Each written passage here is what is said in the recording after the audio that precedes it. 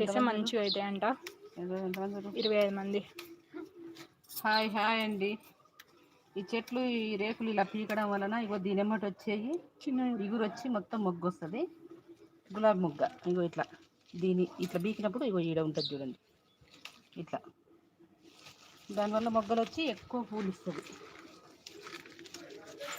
ఎప్పుడు ఇట్లాగే తీసుకుంటాం మేమైతే. తీయడం వలన ఇంకా చెట్టు కూడా మంచిగా అవుతుంది. ఇంతసేపు తీయలేదు గాయత్రి.